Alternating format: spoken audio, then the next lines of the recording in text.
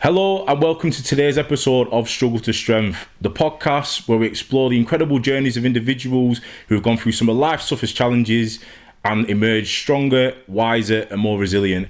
I'm your host Tyson Green, and today I've got an extra special guest with an extra special story and an extra special gift. So without further ado, let's get straight into it. Okay, so welcome to today's episode of Struggle to Strength, Tracy. For those that don't know you, tell them a little bit about yourself. Okay, so I'm Psychic Tracey. Well, that's what people know me as, Psychic Tracey. Yep. But I'm Tracey Woolterton. I come from Kent. Is it Woolterton or Woolterton? Well, some people say Woolterton and some people say Waterton. I say Woolterton. Yeah, I thought. Is that correct? Or am I saying it wrong? People say Waterton. Yeah. And yet.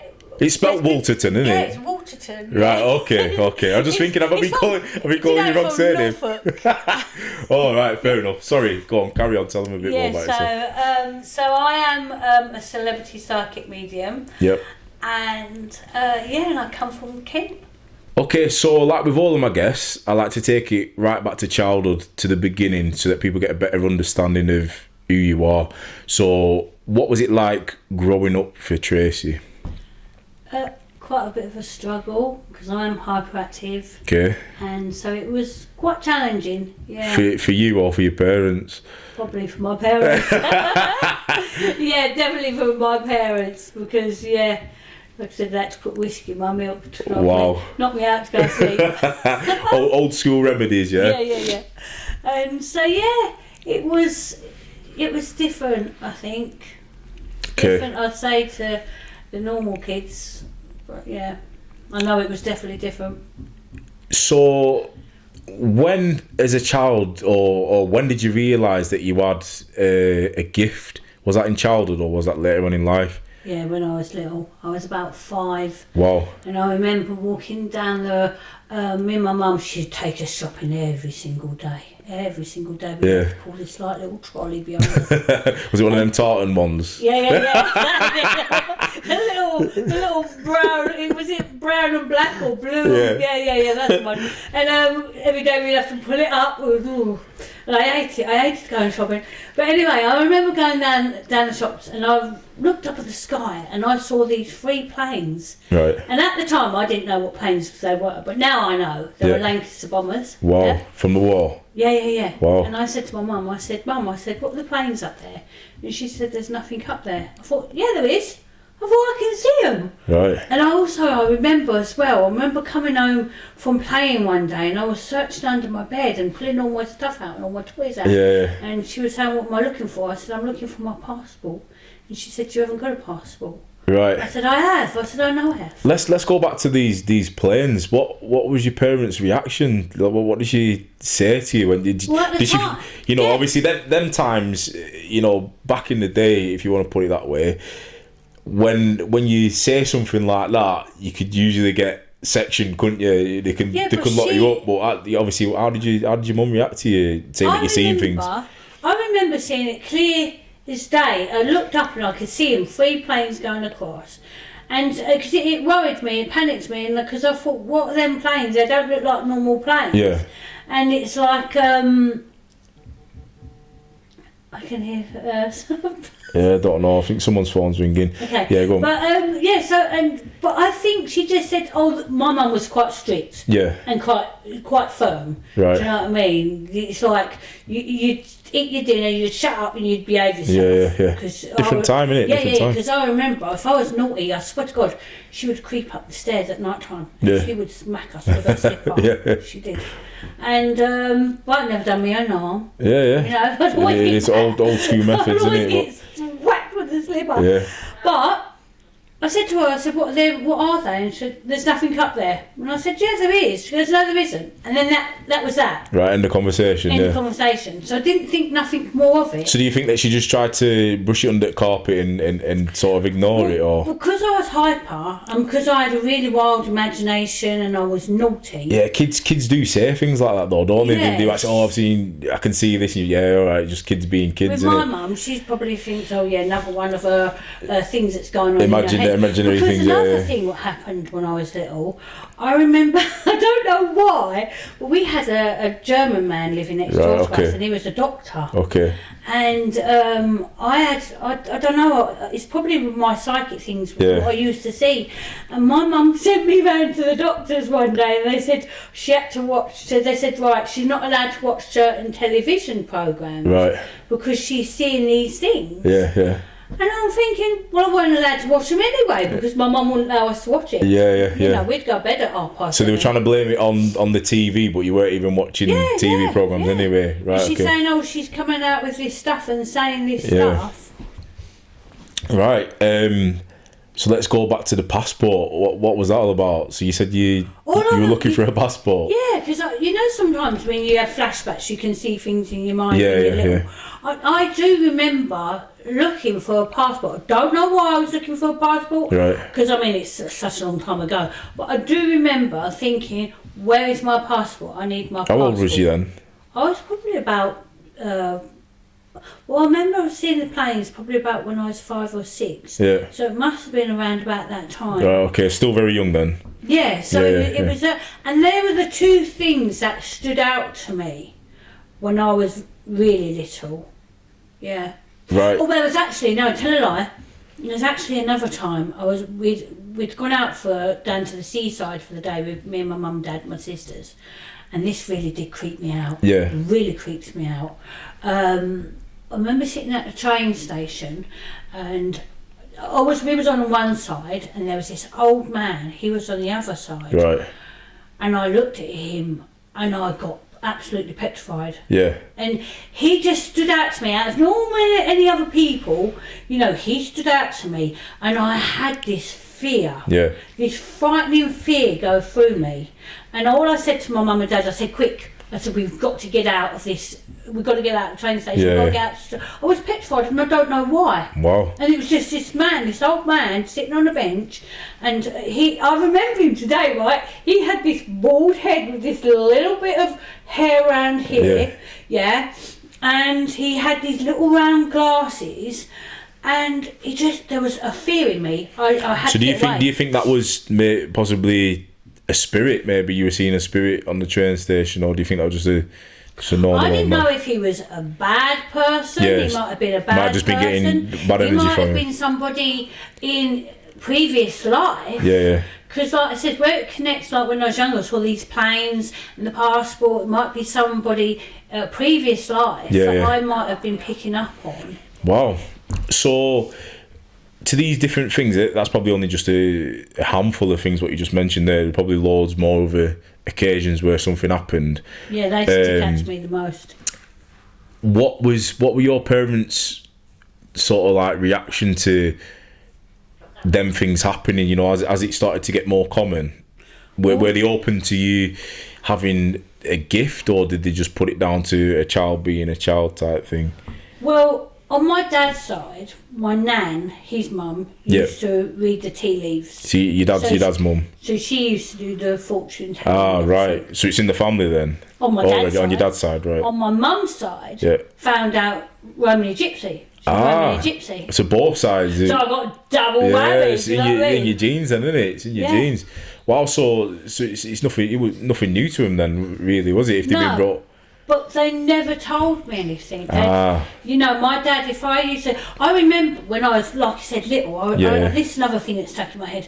I remember saying I wanted to be a fortune teller. Right. And I didn't even know what a fortune teller was, but I knew you had that feeling. I'd say to people, I want to be a fortune teller. Oh, wow, so it's always been meant to be, hasn't it? Do you know what I mean? It's in your genes, and obviously you've been blessed with a gift from both sides. And my dad, he never used to like it. If I used to say I'd see things or something, he never used to like it. Yeah, well, he wouldn't talk about his mum. Yeah. Because I think when he spoke, he said that she would say things and they would happen, and it scared him. Well, you get people that go one or two ways, don't you? Sometimes where you know they can either accept it and they're open to these sort of things, or you can have the ones that I think it's down to them being scared of the outcome of certain things, and especially, you know, if you're seeing spirits and you're predicting things, people think that, you know, it's unnatural, and they naturally try to ignore it, if you will, won't they? And Yeah. you think, right, it's not real. I'll just put a hood over the top of my head, and it's not happening, type of thing. But what makes me laugh though is sometimes with people is like when you get like churches and things like that. Oh no, that's not very good. That's in like black magic.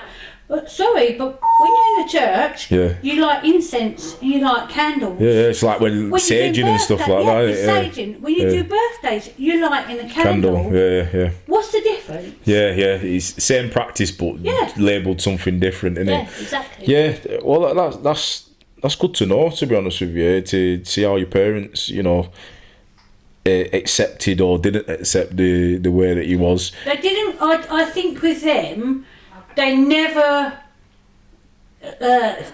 pursued it to let my gifts develop. Yeah, so they let me used to discover things sort of by suppressed myself. it then, tried to keep it away from you so that you didn't try to pursue that sort of avenue. Yeah, because like I said, my dad was, look, you don't bring anything like that in Yeah. here. So whatever happened through their childhood, they didn't want to have it, maybe something happened to them, or they've seen something or witnessed something, they didn't want to bring it onto you, which is understandable as a parent, isn't it, really? You know, if it was something bad, you don't want your kids to go through the same thing that they went through. The protectors, aren't they, as parents?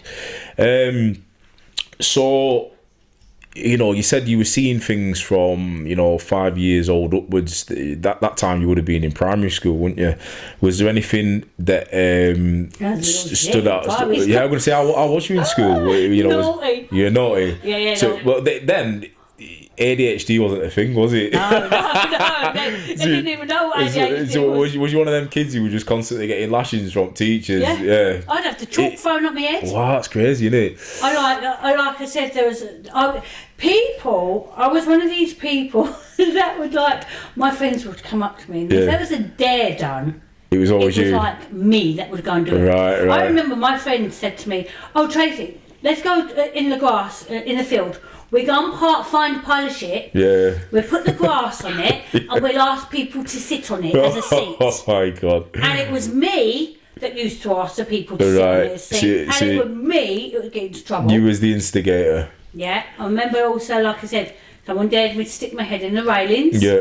I stuck my head in the railings, and I had to stay there because I had to call the fire brigade out. Wow. Yeah, and I remember I was in my little PE kit, and I stayed there for ages till they got the fire brigade out. I also remember like someone dared me to like block up all the sinks and put all the taps on. Really? Flooded the place. Flooded the little bathroom out, and then I had to spend all afternoon cleaning it up. Wow. So I can imagine that you was your teacher's favourite, or school favourite. Mama, there was another time when I think that was in the juniors, but when I come to secondary, my sister's got special needs, and she had to get on a special needs bus. Right, okay. She had to get on a special needs bus. What was that like back in the day? Because I remember. I had mutual friends and friends who used to have special needs also, and I can remember they used to hide on the buses. They used to, you know, That's what I did. Yeah, they used to drive past us, and I'd say, "Oh, there's such and such a body," and they used to hate it when I used to bring it up. So obviously, in your time, what was it like for? This is really funny because I used to take my sister to get down a bus, and I said to her one day, I said, "I'm going to come to school with you today." Wow. So you got on the bus? She said, "No, you won't be allowed." I said, "Watch me." So I did. And her bus, I mean, my mum and dad didn't drive either. Yeah.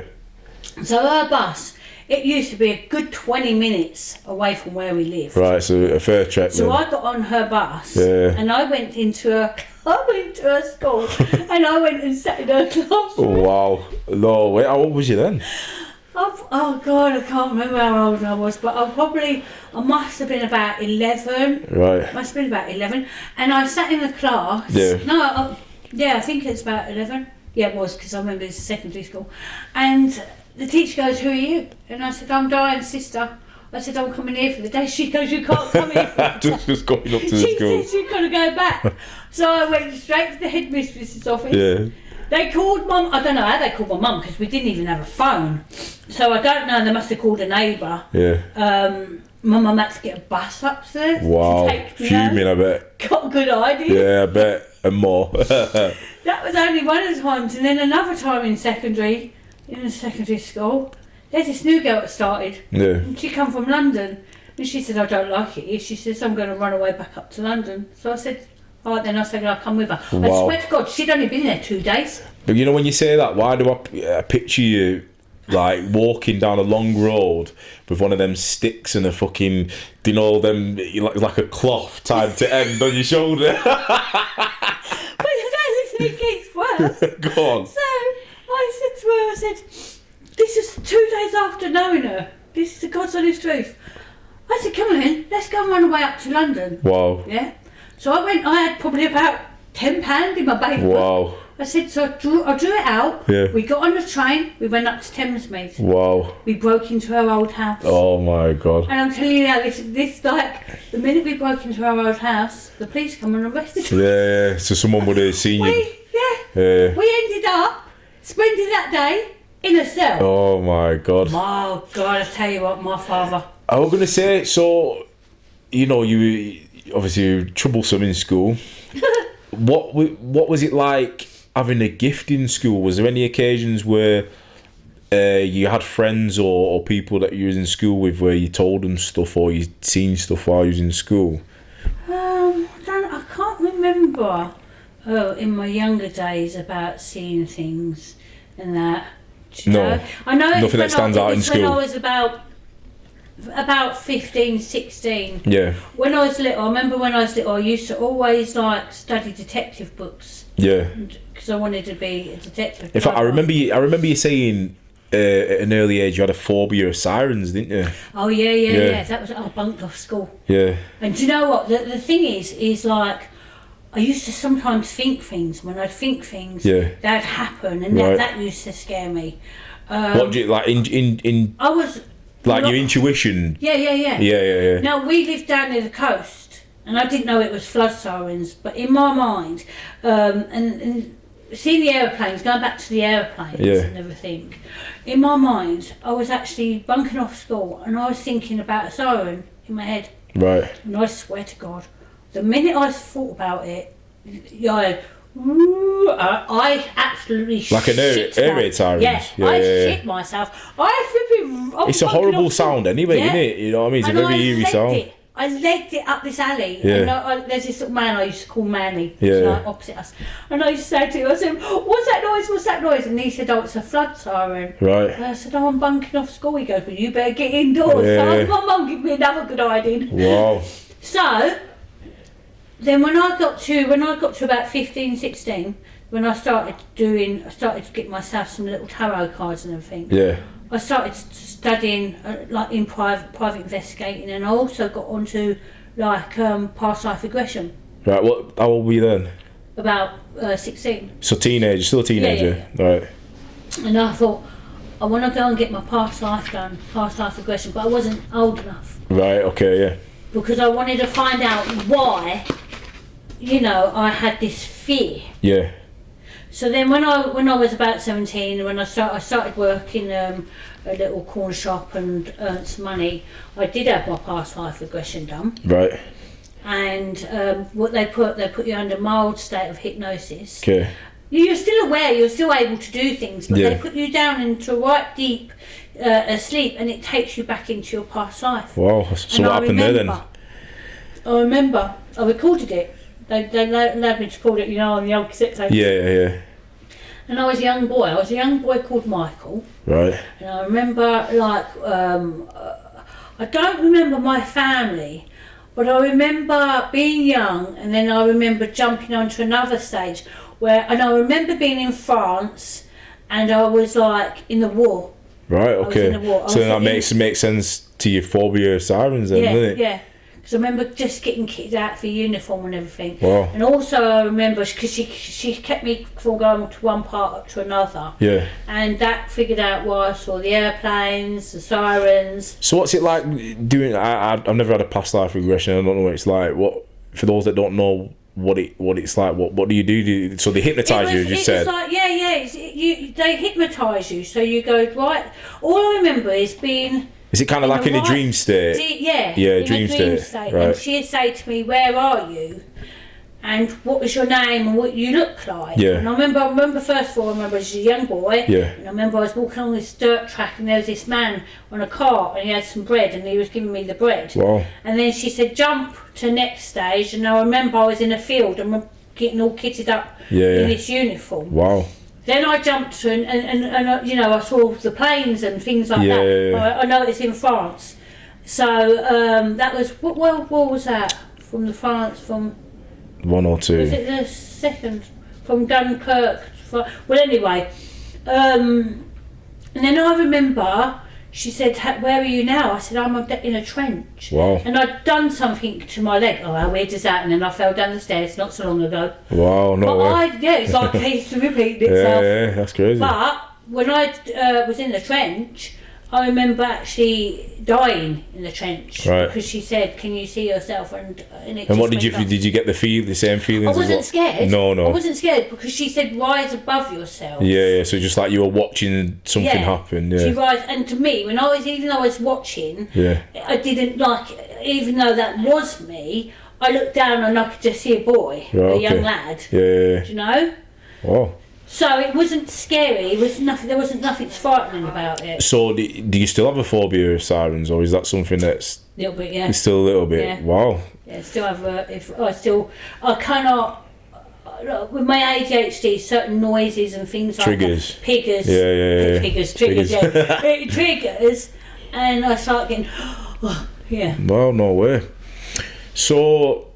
How old did you say you was then? Around 16? Still about 16, 17. 16, 17. Did you still live at home at that time? Yeah, I left home when I was 17. So you left home not long after that? Yeah. So let's talk about you flying the nest then. Did you just say to your parents you're leaving home, or was it just something that...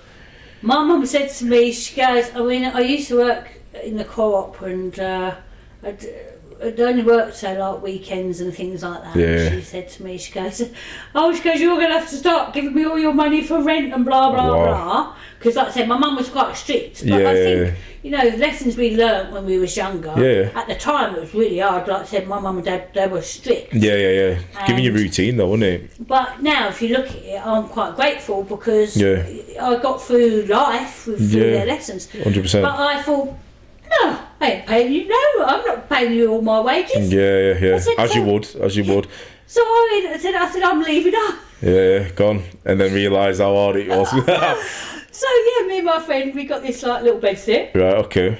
Okay, and then I'd get up to mischief. I wasn't that bad. I was like... What sort of mischief did you get up to? I was learning to survive, I'd say. Yeah. Go out drinking, partying. Was it anything, any type of struggles or moments that stand out to you from you flying the nest, where you thought, shit, I should have fucking stayed at home? No, so you actually, you was alright? Yeah, even, like I say, there's some of the things that I've gone through in life, as we'll talk about in a minute. Yeah. Never once did I think, I should have stayed at home. So you got like I'm a little free bird. Yeah. Well, you got a friend. You got a friend with you, didn't you? You shared a flat. Yeah. I suppose that helped you. Were you sharing rent and stuff, weren't you? Yeah, that's one of my friends who I knew from school. Oh, that's good. What about relationships? Was you in any relationships around that time, or was it just you and your friend? Well, then I met a guy. His brother was a landlord. Yeah. Yeah. So I met his brother. And we had a really good connection. We started seeing each other, and we connected really well. Yeah. We did connect really. I mean, even to this day. I mean, I had my daughter with him. Right. Okay. So you were with him for a while then. Yeah. But he ended up he was an alcoholic. Right. And to this day still. So what was that like, living with an alcoholic? I can like, without going into too much detail, my dad was an alcoholic.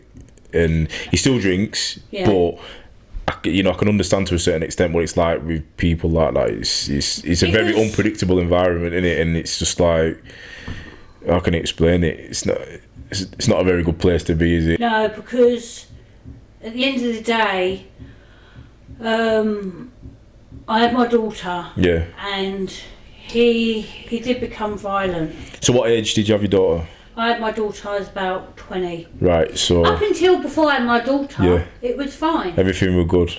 Yeah. Were you still living with your friend? No, I ended up living in London with him. All right, so you moved to London with him. Right. And as soon as I had my daughter, things just went downhill. So before you had your daughter, there was nothing, even though he was drinking, was there no? No, him and his brother, they always used to drink. Yeah, so just normal laddish type stuff. Yeah. It's not anything.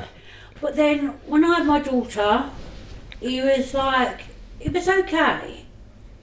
And then certain things, I remember one day we was in the pub, and because they were Irish, and they would drink. Liked a good drink, Before I had my daughter, I'd go out drinking with him, and I didn't really used to drink much, but it would be in the afternoon, and then it would get a crate to his mother's. Wow. Then it would be the early house, because we lived in London. It would be the early house, the market pub, when it would be open, and then it would go on for days. Yeah, so a bender basically. Yeah.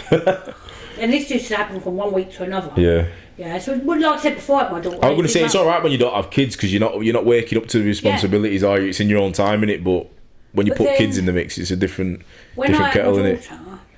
And he would go off on these benders. Yeah. And it was, then I thought, I can't put up with this no more. Yeah. So I thought, no, I'm leaving. So was there a single moment that made you think, did something happen, or was I just thought, I can't put up with this. Yeah. And it was only when I left, and what was I saying? I can't remember everything, but I left, and then we got back together. But it was when we got back together, I moved down to Kent, because we was in London. I moved down to Kent, and I moved. This is one of the places I would never forget where things got triggered off. Right. Okay. I'm sure there was something negative in this house. Right. Okay. Because pictures of him would fall down. Wow. So you think something was there giving you a... I think this is when he turned. Yeah. Because I remember coming home one day, and he actually said, "Oh, let's get back together, and I'll move in here." Yeah. And I swear to God, he was drunk, and he was saying all this horrible, this stuff was coming out of his mouth, and I didn't even know what he was saying. And he flipped, and he grabbed hold of me. Wow. And he grabbed hold of my neck. Wow. He put his hand around my neck. He put his hand over, the other hand over my mouth, and he started blowing up my nose. What the fuck? And he was like, and I was thinking, get off. And I had to kick him off. Was that the only time that he was abusive? No. After that, it was an ongoing thing. Yeah, he whacked me overhead with a guitar. He whacked the guitar at the back of my head.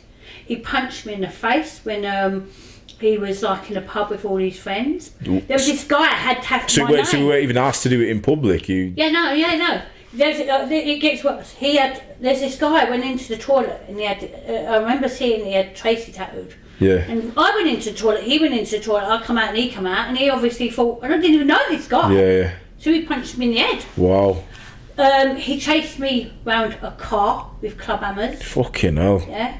He like I said, but the thing is, with him, he was doing it because he was drunk. Yeah, so when night after night, my daughter, when she was little, how old was your daughter at that time? She was two or three. Well, so at 3 years old, you're still aware to your parents sort of... Yeah. But he would come in and he'd smash up the house. Fucking there was one time we come back, and I had to get all my stuff and go around my friends. Yeah. My daughter was clinging onto her table because she didn't want to go. She didn't want to leave. Yeah. We come back and my mattress was thrown over the balcony. Wow. The police came round. I got friends with this policeman. He was really nice. He bought a chain. I swear to God, he bought this really thick, heavy chain that I used to have to put on my door at night. So he couldn't get in. He was kicking the door. Wow. Night after night. So what was your partner like when he was sober? Completely different. So was he a good parent? Absolutely. Good with the kids? Yeah. Yeah. Yeah. When he was not drinking, when we would because I don't know, it's my fault. I used to stay and forgive him. Do you know what I mean? And I'd put up with it. That's love, though, isn't it? Yeah. It's one of them things when you're in love with somebody, you look past certain things, don't you? But yeah. And he was like, oh, sorry, Tracy, I won't do it again. And me being young, Usual chat. I'd think, okay, I'd stuck by it, and you know, blinded by love. He would like, oh God, I tell you one time, this actually scares the life out of me. We moved again. I've moved so many times. I tell you what, I've moved so many times in my life. To get away from. I moved 38 times in my life. Fucking hell. Yeah, and there was one time we moved again, and he started drinking again, and my mum would used to have my daughter. Yeah. So you're talking about Natasha now, or your oldest? So yes, my mum used to have my daughter, and there was one day he come in drunk, and he was very, very protective on Natasha. Yeah. So he never. Laid hands on her or anything like that, no. No, but the thing is, like, he'd take her to a pub 12 o'clock at night, he'd be that pissed off. And forget. 6 years old. Wow. And Tasha would have to put him in a taxi. Wow. Yeah. That's bad. And the thing is, he ran off with her, and but that's another story, I'll tell you that in a minute. Yeah. But he come home one day, where's Natasha? I said, she's at mum's. Oh, I'm going to go get her. I said, no, you're not, because he was kicking my mum and dad's front door. Wow. He was kicking my mum and dad's front door. So, how did this experience while it was going on, how did that affect you emotionally and mentally? That must have been draining to constantly, you're waking up to I think when I was younger, I was, and because I was hyper, it was frightening, because I'd sit in the window every night looking out my window, and I'd sense when he was coming. My heart started racing. I knew when he was started coming. I think that was your gift kicking in. Yeah. And this is another time, like when he said about, oh, where's Natasha? I heard the front door go, and I thought, oh, he's gone, and I thought, oh, I'm alright. Then I thought, okay, I'm going downstairs. As I'm going downstairs, oh my God, he's sitting in the sofa and he's like this. Where's fucking Natasha? Wow. It scared the shit out of me. I legged it out of the house. Do you know what I mean? Yeah, you would. I thought he'd gone. You would, especially if you know that, you know, it's usually that would be followed by a beating, wouldn't it? Yeah. So you're not going to hang around for it. But I did, like I said, I was stupid, and I just kept forgiving him. Yeah. Because when he'd not drink, and he'd not be drinking, it'd be a completely different person. It was like, he was a different person. Yeah. Completely different. So you was in love with a sober man. Yeah. But the drunk man was a fucker. Yeah. I remember, like I said, I was in my car. I got out of my car to get Natasha, and I saw him. He come marching with me, 2 club hammers. Wow. I'm actually running around the car while he's running around with these 2 club hammers. What a fucking coward. Weapons as well. I get in the car, and he jumps on the bonnet. Yeah. And he's kicking in the window screen. Wow. I thought, right, I'm not having this. I'm actually petrified. I put it in reverse. I drove back with it, boom, straight on the floor. Still on car. Yeah. Wow. I thought to myself, shall I run him over? And I thought, no, I can't run him over. That could have been a life-changing moment for you, couldn't it, if you got locked up? That's what. Do you know what I mean? That's what. Do you know what I mean? I think thing is, when you've got kids as well, you think about what the repercussions are, your actions, don't you? I think you probably were thinking, you know, correct me if I'm wrong, you're probably thinking, if I do this, then what's going to happen is my kid going to be with him, and then I'm in jail, you know. And in that period of time when that was all going on, like I said, then he said to me one day, I'd left and I stayed away, and he said, I want to have Natasha for Christmas. Right, okay. And he said, you can pick her up on the 2nd, because that was, you know. Yeah. So, anyway, so I said, yeah, okay. And so Natasha went there for Christmas, and I went to go and pick her up, and he strangled me again. And wow. He said, you're not having her. And he shoved me out of the house. He said, you're not having her. So what? So I thought, right, no, this time I thought, I'm getting the police involved. Yeah, you have to. And then the police said, well, if that's her dad, the police were forever arresting him because he was drunk. Yeah. But you can't do nothing about it, can you? Because he's his parent. Right. That's right. And he wasn't hurting her. Yeah. So then I thought, well, okay, I'm going to go back. And I went back, and he'd gone. He left. Wow. And then I didn't see her for a whole year. So he took Natasha wow. and disappeared. Oh my and that, God. I'm telling you that is when I went downhill. I was going to say that must have had a lot of, you know, negative effect on your mental. In that stage, I tried to take my life. Wow. Yeah. I remember thinking to myself, no, I can't go on. And I had a friend who I knew at the time I was really close to because I'd met somebody else, yeah. Yeah. And I thought, if I can't have Natasha, I'm going to end it. So I tried to take my life. And I tried. So were the police still... I took pills. And it was a friend that I think at the time we had phones, they couldn't get hold of me. And they knew I was in because of my car, and they kicked in the door and took me to the hospital. Wow. And what were the aftermath of that? I remember, I'll never forget, they put the tube down my throat, and I said, I can't breathe, and this lady slapped me around the face. She said to me, she goes, if you don't do this, she said, you're going to die. She goes, get it out. Pump your stomach. Wow.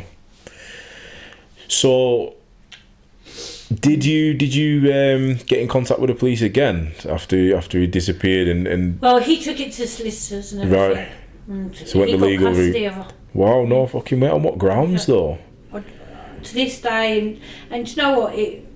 Thank goodness me and Natasha are okay though, but I lost a lot. I lost a lot of years with her because of him. No way. And she hated me for a long time.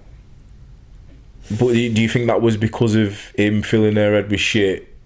Yeah. Yeah. Yeah. You've got a good relationship though with your daughter now, haven't you? Yeah, do you know what I mean? Yeah. I think, the main thing is that... But it took a long time. It took her, all for her 20s and the 30s and all them years that I missed. I missed with her, and she never really saw it because she didn't believe. Yeah. She always thought I was one that was never interested. Yeah, I was. I can imagine that he was filling her head with shit, and obviously you find with girls that they tend to be daddy's girls, don't they? So he's really got...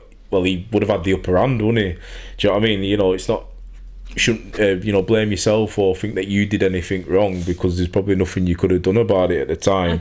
But when I come out and I accepted what happened, Mm-hmm. and I was depressed for a long time, and I'd lay in my bed and I didn't want to do nothing, and then there's one day, and that's only the start of one chapter, I went through worse, another chapter, and then I thought, no, I'm going to get up and I'm going to go out and I'll get myself dressed and bathed. Yeah. And I'm going to get a job today. So with that, was there something that... Because usually there's a single moment in there, That was the single moment. I was in bed and something said to me, Tracy, fucking snap out of this. Yeah. Get up, get yourself dressed and go out and get a job. And you know what? I did. I got up, I got myself dressed and I went out.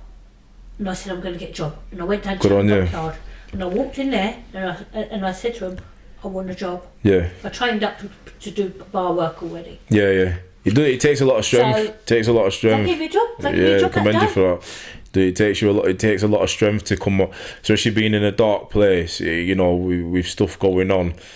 And you can either spiral or you can pick yourself up and do something about it to get yourself out of that situation, which is what you've done.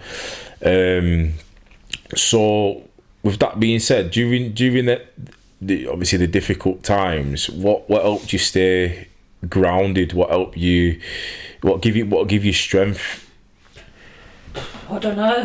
I actually don't know what gave me strength. All I thought to myself is, after when I tried to take my life, and I said I'd never ever do that again. Yes. Never. So that was a wake up call. Yeah. Yeah. Never. I thought God's put me on this earth. Yeah, for a reason. Mm-hmm. And I don't know why he gave me them struggles. Yeah. But then that went off of it, because he then gives me a load more struggles after that. So what happened? It was like after I got myself let's rewind. So you didn't like sort of officially end it with him. You didn't speak to your partner and say, right, it's over with us or anything like that. Was it literally he took Natasha moved away. He took Natasha, moved and away. that was just you split just like that's that. it, we split. Right, okay. Okay, that was the after that, Yeah. that was final. I'd got, like I said, I woke up one day, got a job, Yeah. and no more. So what was you doing? I went to court, Yeah. and then I got weekend custody of Natasha. Sorry. Right, good. Don't know how they ever allowed her to stay with him. Yeah. But that's what she wanted. Yeah, okay, because it was her that's what I had decision, to yeah. accept. How old was she then, Natasha? She was probably about 6. Wow, no way. Yeah, it happened when she was from 2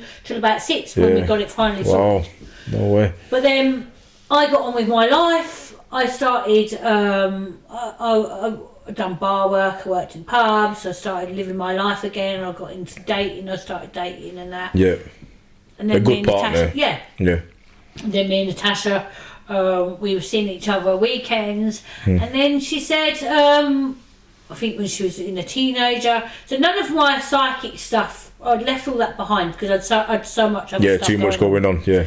Yeah, and then she said, oh, we go on holiday, take me on holiday, and then I met another guy. Oh my God, and that was like, first, same, it's really weird. I'll tell you what, everything was fine. I wasn't going to have no more Where did you kids. meet this person? Was that Dan in... Camstones. Right, okay. Is that in Kent as well, yeah? Yeah. Everything was fine. We weren't going to have no more kids. Like I said, Natasha was about 15 by then when I had my next child. I did have a next child. And things were worse. They were worse with this guy. He was okay, but he used to smoke weed and everything. Oh, okay. Not all the time. Yeah. But he was, when I was doing some part-time work, when I'd go work, he'd sell my stuff. Really? To feed his habit? Yeah. Wow. He was having an affair with his brother's missus. Wow. Took me on the Jeremy Cole show. Really? To prove to me that nothing was going on. But Jeremy Cole said, yeah, there was. Wow. So, but with him, oh my God, when we split up, he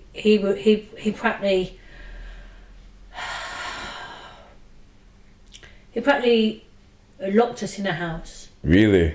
In London. Held you hostage? Yeah, well, not held hostage. I could go out. Yeah. He damaged my car. Right, okay. Any phones I had, I'd lost weight. Yeah. Do you know what the really weird thing is, right? You know when I said to you with Natasha's dad? Yeah. The weird thing happened with all the photos would fall down. Yeah. So you thought it was something in the house? A cross necklace on the bed. There was something in that house. Yeah. This was when everything was okay. We moved into this place in Croydon. Yeah.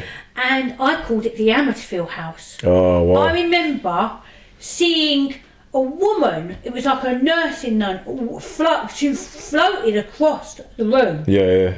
And I swear to God, people laugh at this when I tell them. But I tell you what, it ain't funny. See this? Yeah. Right? This was on the wall and it came flying off. Right. This come flying off here before as well.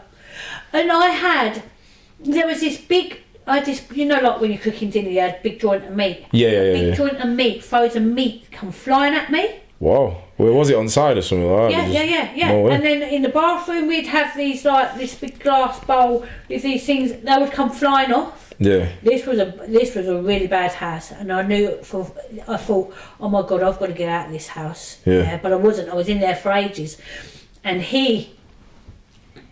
my son's dad, because I had my son then, and then my son's dad, he went off, and I was thinking it was me. Yeah. I thought, what am I doing? Am I attracting the spirit in these houses? Yeah. Am I putting these negative spirits to people? So this was Luke. Was this Luke's dad?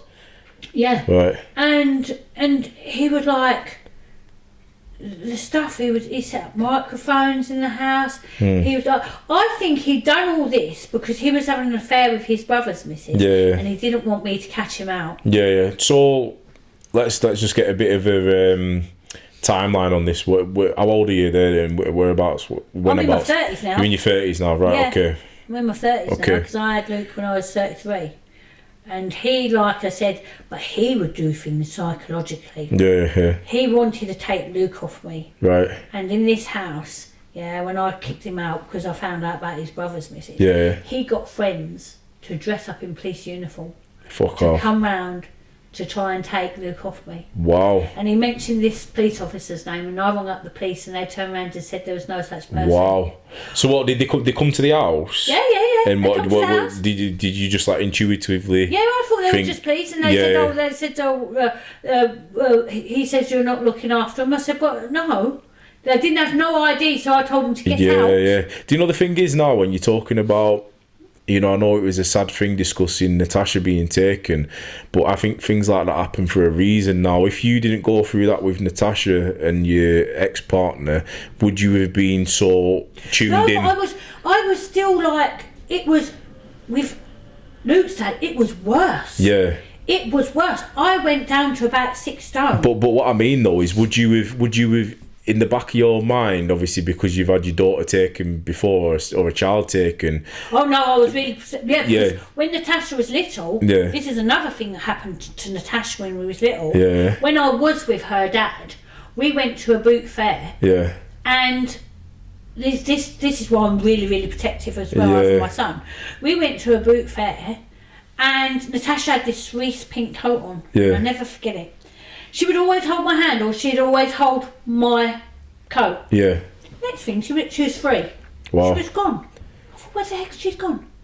And I'm not kidding you, I could see up this, you know what it's like at a boot fair. And it's busy. It's aisles in it, like. Yeah. I could see the top of her little coat. So I ran up there, and I never forget, there was this big ginger-head man. Wow. And he was dragging her. Fuck And off. I swear to God, oh my God. And I turned around and I said to her, and I snatched her back, and I was hysterical. And I didn't, the weird thing is, I don't know why I didn't call the police at the time. You should, because that you could have gone on. I was with Natasha's dad, and he I'll never forget, he had this army. This was another thing, he had an old war helmet. Wow. He bought this wartime helmet. Wow. And he was going to batter the man over the head with it. Yeah. But he disappeared. He went. Really? So I know, if I didn't spotted Natasha, that would be it. Wow, so fucking way. So these things that's gone on in my life, they've made you vigilant, haven't they? Yeah. That's the conclusion I come to. You know, I had to have counselling. I had to have long-term counselling. I can imagine. Yeah, fuck me. That sort of thing. Obviously, with what's going on with your partner, and then that could have been a potential missing child. Do you know what I mean? Exactly. On top of it. But today, I still can't think why at the time. I think it's because of the reaction, the way people. Natasha's dad. Yeah. He flipped and he was going to batter him. All I was worrying is that I was glad I got her back. Yeah, 100%. So that's when that happened with Luke, when the police come round. I thought, there's no way in God's earth are you going to have him. Yeah. I thought, you're not taking him. And you know, up until now, he's in his 20s now, and I'm still protective. Yeah, of course. So protective. When you used to go out and some of the things you used to do, where are you, where are you going? We've had some conversations over the phone, haven't we? And even face to face, where you told me about, you know, like what, you know, where he's gone and sort of like what he's doing, and I think that's just natural for a parent. But obviously, being what you've gone through, you're going to be. He tried to, the things that's happened to Luke as well. Yeah. It's like the trauma, because he's got autism and ADHD, yeah. And he's gone through not only seeing the abuse from his dad, but then he goes to things that's happened to him, where he tried to take his life as well. Wow. When he was 15. Wow. And I bet, I was going to say, I bet that was why. painful for you as well, because obviously you know what it's like to go through that, and to think that your child is in that same mindset. And it was petrified, thinking all the shit that's gone on with Natasha, and what I had to go through Natasha. And then to see, the hardest thing with my son as well is, because he's got autism. Yeah. I never recognised any signs. He didn't give any signs. What was going through his head. But even if he didn't have autism, you know, when we go through, recognise some signs. But you know, as they say, I think with mental health, it doesn't have a face. Do you know what I mean? Sometimes, or in fact, oftentimes, we as human beings, we're very chameleon like with things like that. I think we're good at hiding our feelings, and you know, speaking from experience, I could be laughing my head off and cracking jokes and be the man of the party. Everyone's like, oh, Tyson's off his head, and then I could go home and I'd be sat there looking at a bottle of pills, thinking, you know what, I want to fucking kill myself. And people don't understand that there's that, that it's usually what the people you're going through and what you've gone through. Yeah, I think it's usually the people that are the most bubbliest and the most, who you wouldn't think are going through the shit, are the ones that are more susceptible,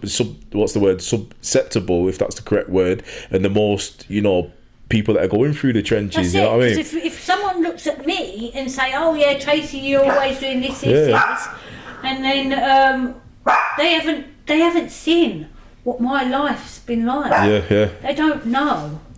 Yeah, and like I said, and to come home, and to walk in your room and see your son trying to hang himself. Yeah, I couldn't imagine. I couldn't imagine how hard that is.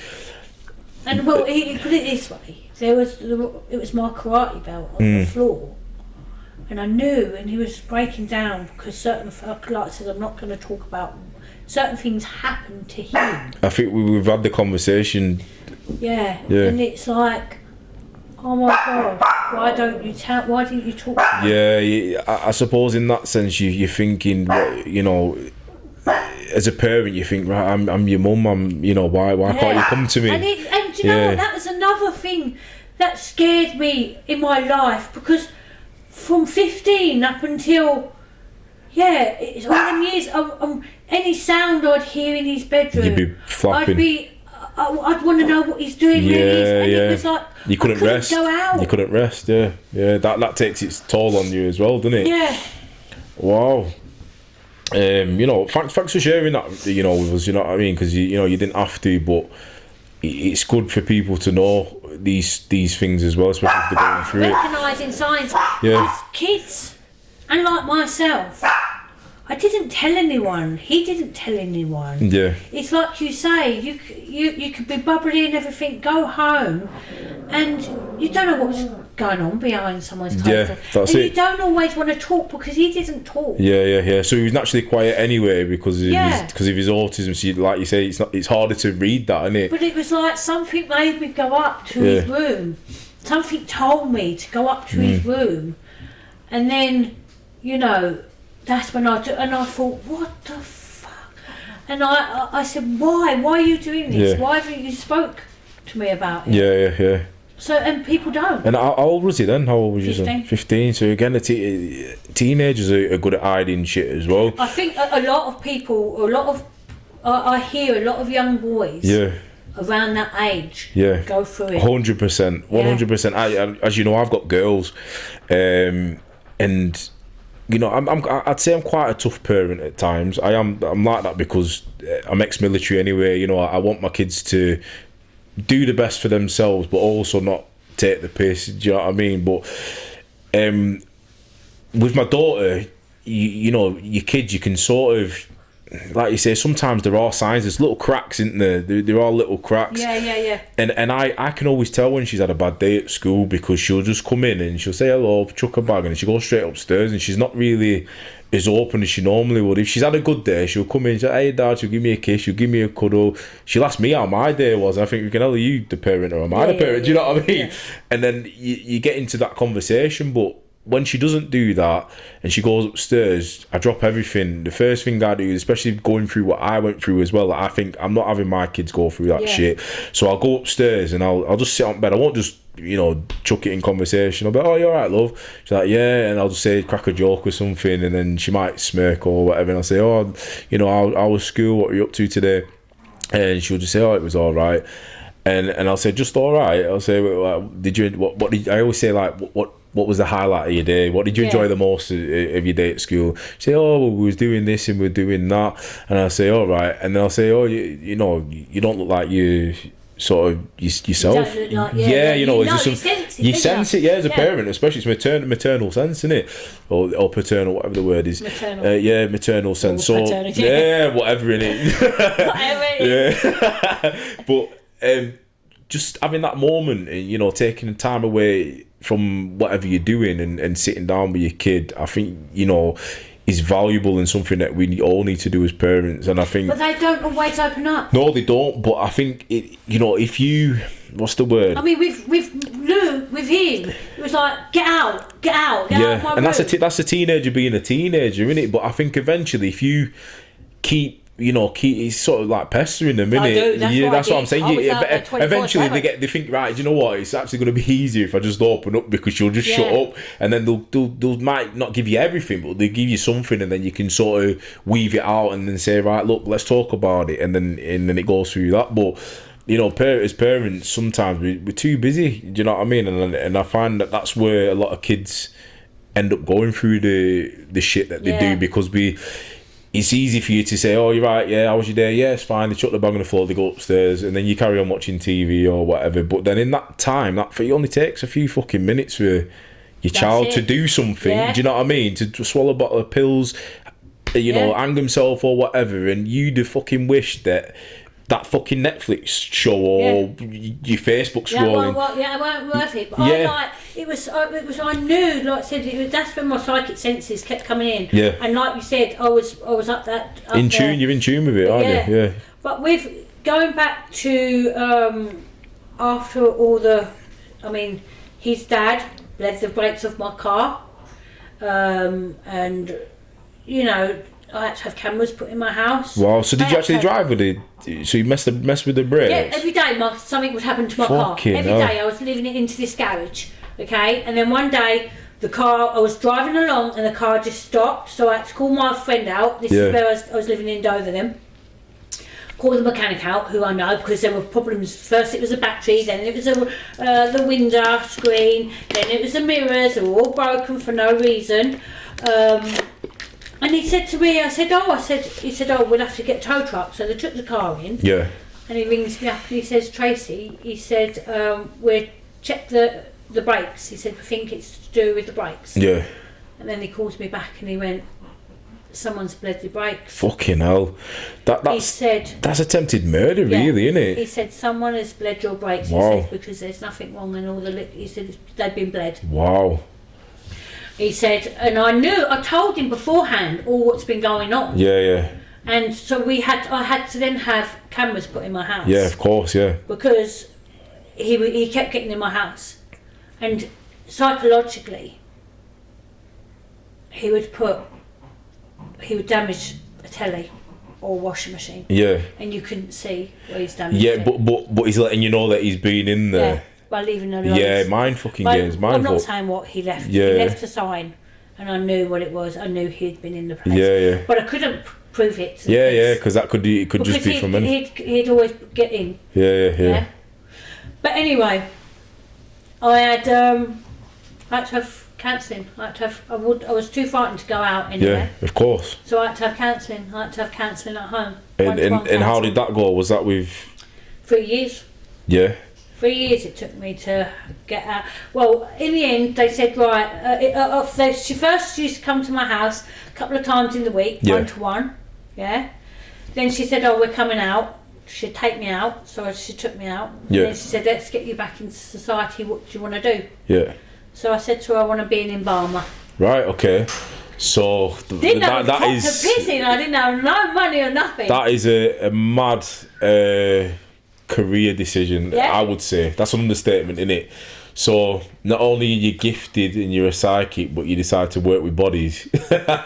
And she said, what do you want to do that for? I said, because no one can harm me. No one can hurt me. No one can, because there's no bitching, no backstabbing or nothing. Yeah. It's just you and the bodies, really, isn't it? Yeah. And so they said, it costs a lot of money. So we done, was it the Prince's Trust or something? Yeah, they funded it. Yeah, they funded it. Wow, nice one. They knew that I was a victim of domestic abuse, violence.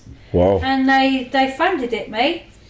And then I went down to Margate and I'd done at this funeral place. Yeah. And I started it and I was training there. So embalming is where you fill the body with fluids, right? Yeah. Right. Yeah, you get all it out, empty it. Yeah. And then you fill it up. You make them look. And do you know what? I actually did enjoy that because it was. I'm giving that person closure. Yeah. I'm sending them. You're sending them off looking good, aren't you? Good. Yeah. And the good thing is, the undertakers and the people there knew what I'd gone through. Yeah. And they were so nice.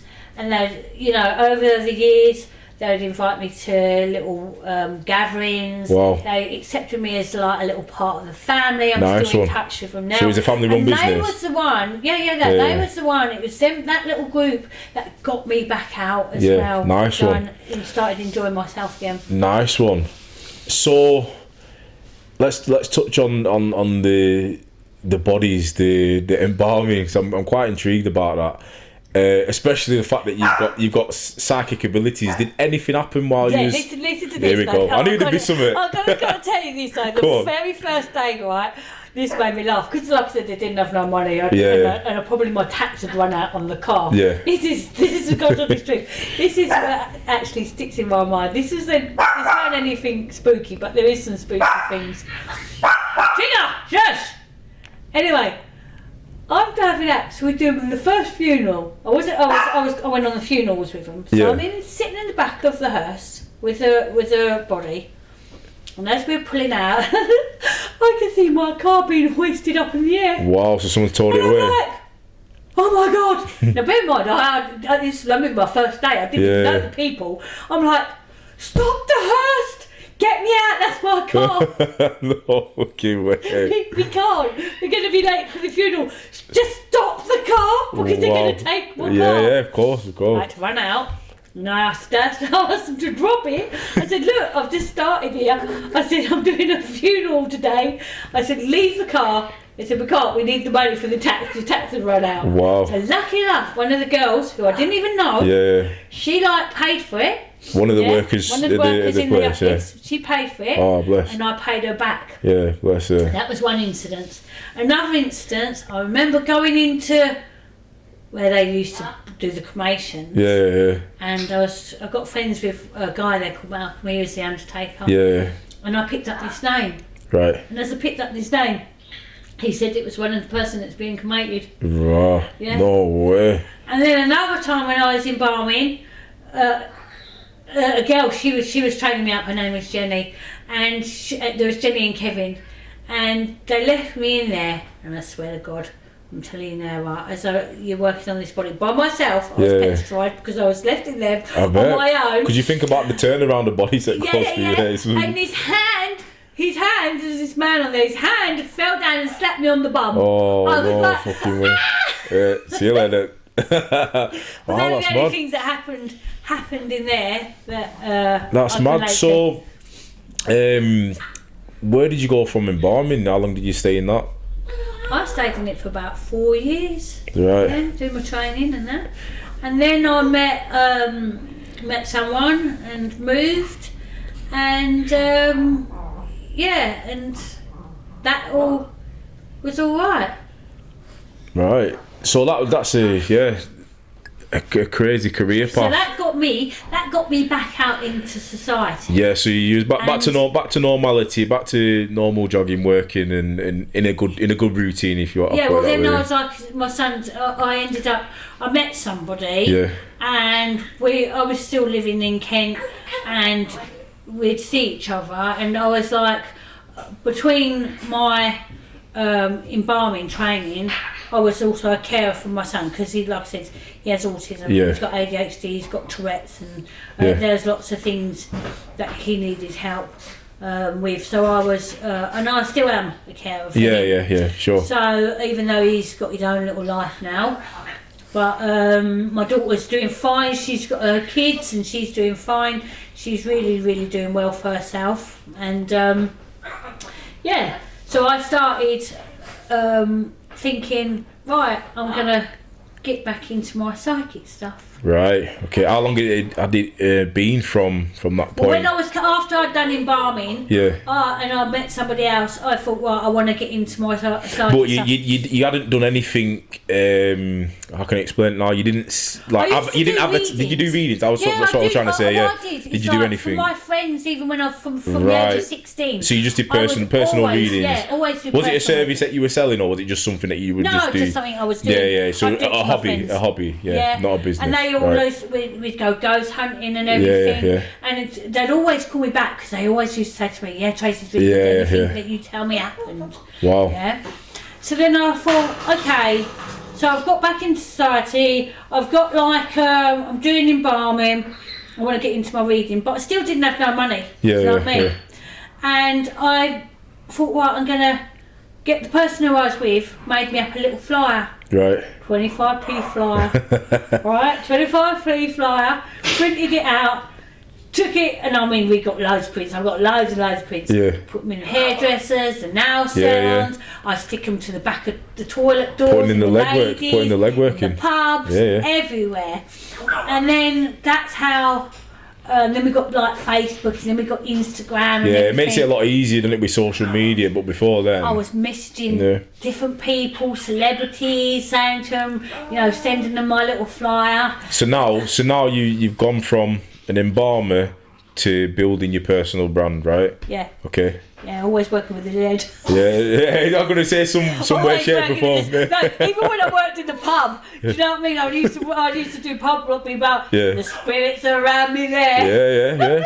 That's what it is when you're gifted like that. You know, obviously you naturally attract it.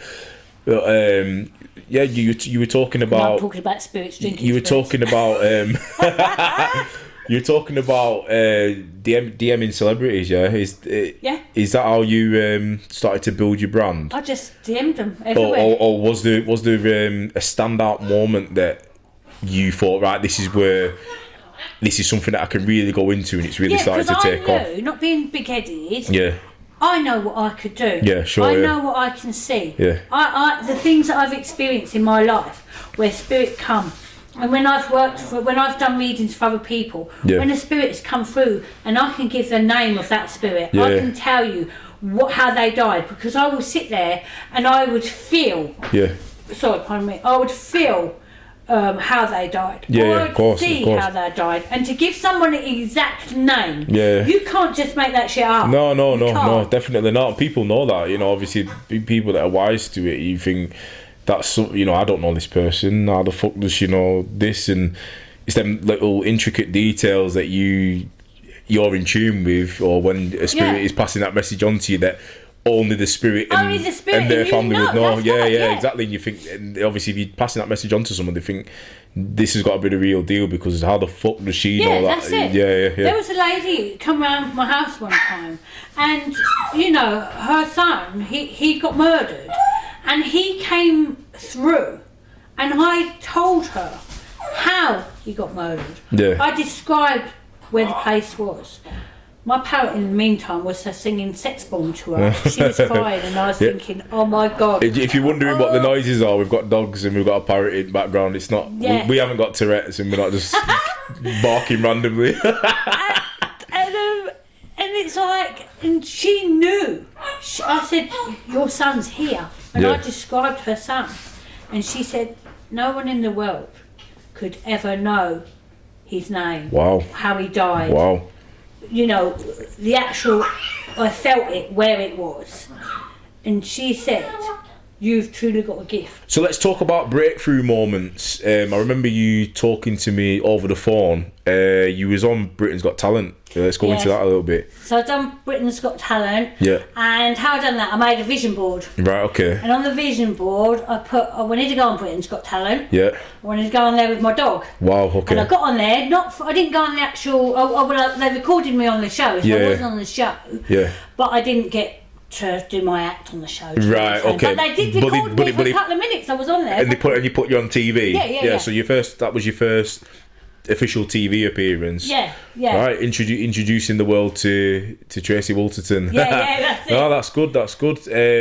But that's not the only thing you've done, is it? You've done other TV shows. I then put on my vision board that I wanted to go on a TV show. Right, okay. And I got spotted in America for Mama June. Yeah, I know Mama June. And Honey Boo Boo. Honey Boo Boo as well, yeah. And so I become friends with her.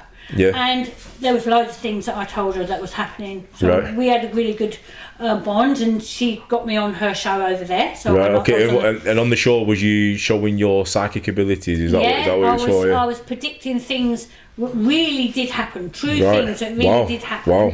I predicted certain things within her relationship and certain things that happened, and it was on the news. Yeah. And that all come true. So like I said, they filmed that.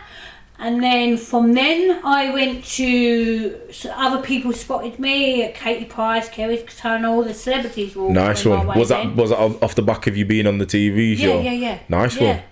And then, so then I it was like I was inundated with all the celebrities all coming. And then I got Angela Dean from 90 Day Fiancé. Yeah, I know who she is, yeah. She got me on her show.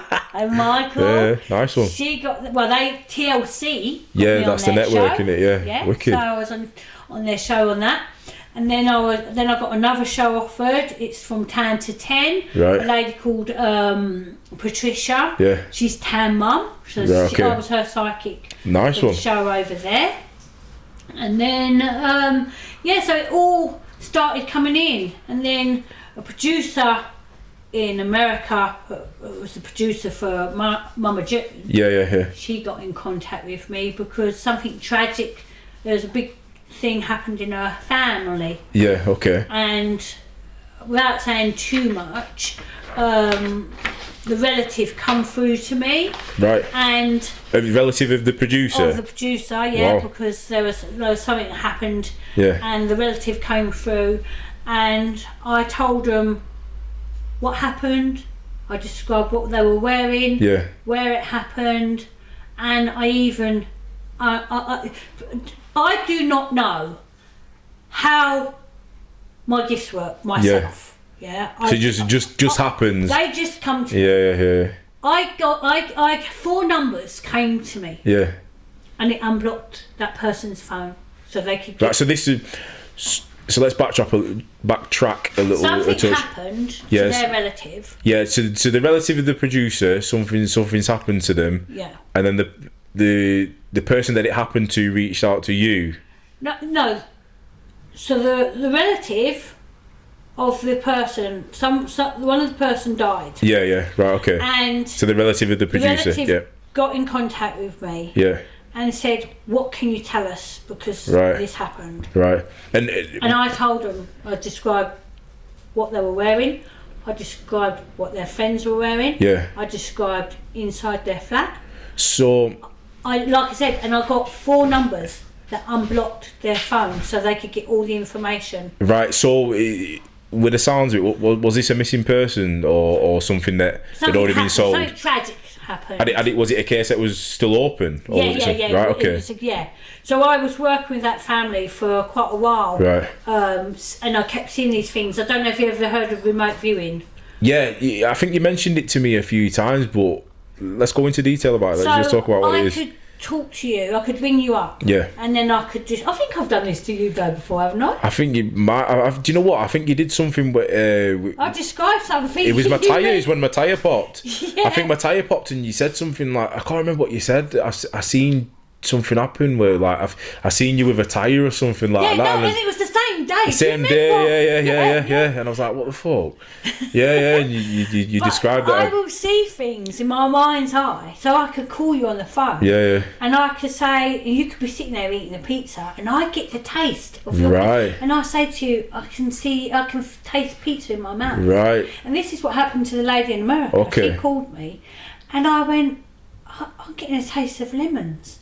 And she goes, I've just taken a lemon out of my glass. Wow. Yeah. Wow. Or I'd say to her other relative, who I spoke to all the family. Yeah. And I said to him, you're in a place, I said, there's a big window beside you. I said, look out that window. I said, there's an orange car. Wow. I said, and I see a number plate. And I said, I could see the number 7. Or just one number. Yeah. And they looked out and there was an orange car with a number plate and it had a 7 number. Wow, no way. So with that, let's go into this missing persons or well, no, I had found missing persons because they got in contact with me, and there was this big riverboat crash. Right. And there was somebody missing. So this is something else. This is another case. Okay. But it's the same person that getting in contact with me there, and they said, "Oh, this boat crashed this time," and I went, "No, it didn't." I said, "It was this time," and they went, "No, it was this time." I went, "No." And I've still got evidence all on my phone. Of course. And I said no, and this was literally hours after it had done. And she said, oh, they didn't know each other. I said, they did know each other. I said, and I was getting a smell of alcohol, and I was getting a taste of, like, I know what the smell of cocaine smells like. Yeah. So, and I could smell it. And I said, they were doing cocaine, they were doing drugs. Yeah.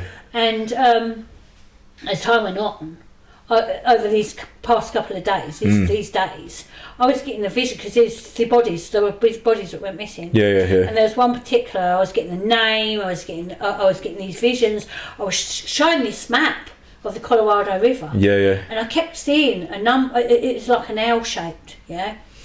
And I draw this L shape, and I was going down the river until I saw this L shape, and then I saw this ramp and this old hut, and that's where they found one of the bodies, and I saw it. Wow, so you helped them find the body? Yeah. That's mad. And I got told off by the mother, because the mother said it was too graphic. Is that remote viewing? Is that called remote viewing as well? Right? No way. I mean, at the end of the day, I know her mother was heartbroken, and but she said, oh, I was a bit graphic. But at the end of the day, I still found her daughter. Yeah, of course, and that would have give the family closure, wouldn't it? Do you know what I mean? And that's the main thing. Right, they may have thought, oh yeah, you shouldn't have been like too. But who else would have? You could have spent years without not knowing where she was. You see some of these cases, it's 10, 20, 30 years plus. And even relatives that wanted closure have passed away, and they've never really got closure in their life. Wow, that is absolutely nuts. I know, and people don't realise how draining it is for me. Right, I can imagine. Because to get these visions in my head, and it's not just straight, it wasn't just straight, oh yeah, the body's there. Yeah. It was like giving me, I had to work, like going back to when I was younger, when it was being protective, I had to work out, why is it showing me this map? Why is it showing me the initial L? And I could actually, I've got a phone, I could actually show you pictures of this. Why is it showing me that? And I had to pinpoint it all together. Why is it showing me that? Where's that name going? So it's basically where you get pieces of this puzzle, but they don't give you the full puzzle, and you have to work the pieces in order to make it make sense. Days, that's when I found the body. Wow, no way.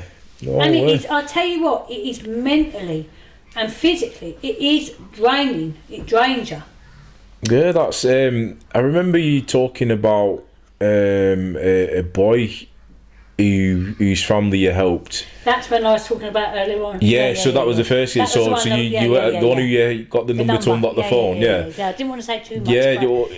Go on. We can touch on that. But that's that one. Like I did help, and they died tragically, and there was a lot of things. It's like I just couldn't know. I just don't. The spirits would show me things. He would come through to me, and he would say to me, "Oh, go ring up my dad and tell him that he's wearing this today." Wow. So I would call his dad. Passing messages. Yeah, no, I actually call his dad. Yeah. And I'd say, "Hi, I got a message. You're wearing this," and he says, "Yeah, I am." Wow.